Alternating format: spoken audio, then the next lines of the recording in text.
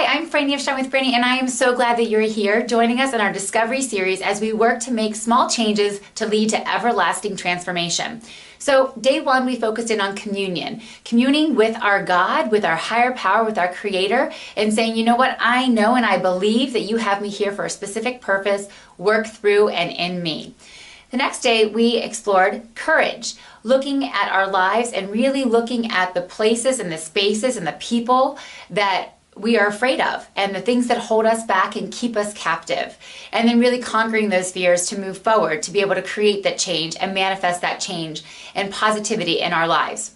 Day three, then, we focused in on commitment, making a commitment to look at that fear and then to power through it.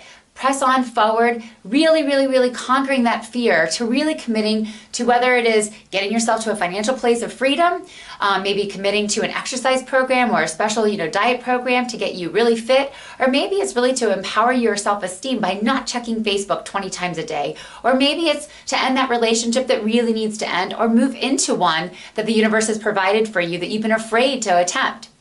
The next day then, we looked at care. What it means to take care of yourself, writing some goals that you need to focus on to take care of you, to be the best version of you in every area of your life. And now that you have those goals in mind, we're going to focus on community. We know that accountability is key to any long-term goal or any long-term transformation. So I want you to really stop for a second, either take out a pen, take out your phone, however you're going to record this, and I want you to think for a minute about some people in your life who are strong supporters, strong encouragers, that when you are having the worst day, you reach out to them and they're always there to pick you up. It's not just that that person is there for you to call and they're always there to answer, that person is there to offer you advice and that person is there to love you through that challenge. That's what we're looking for. We're not looking for necessarily the constant variable in your life.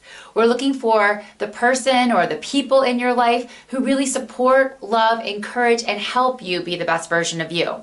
I know that for me, my own life, I think about, the Bible, of course, and I think about, Jesus and how Jesus had a group of people. Anywhere he went, in any town he traveled, he had a whole group of people that went en masse and followed him.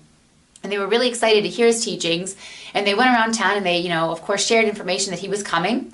And there was a group of 12 people. Of course, we know them as the apostles or the disciples, the 12 apostles.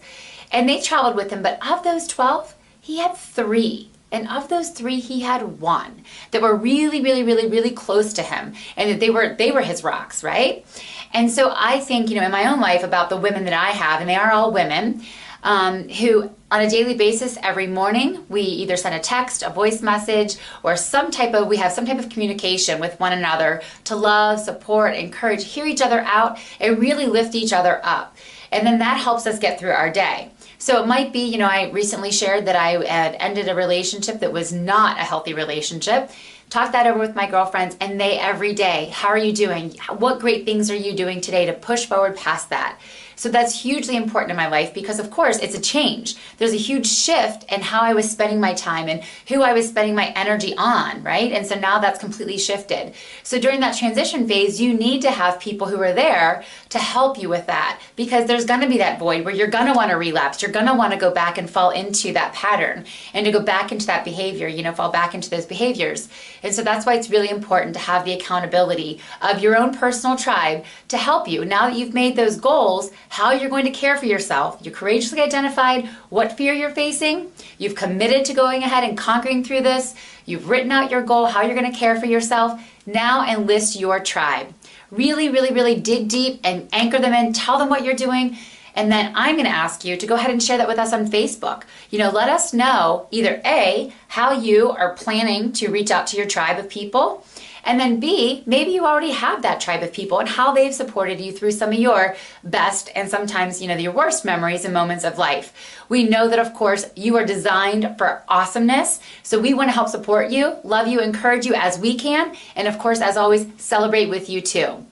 So check us out on Facebook, social media, any other form of social media, Twitter, Instagram, YouTube, and of course, shinewithfranny.com. Love to hear from you. We'd love for you to subscribe to our newsletter to go ahead and get more empowerment tips, training, and resources.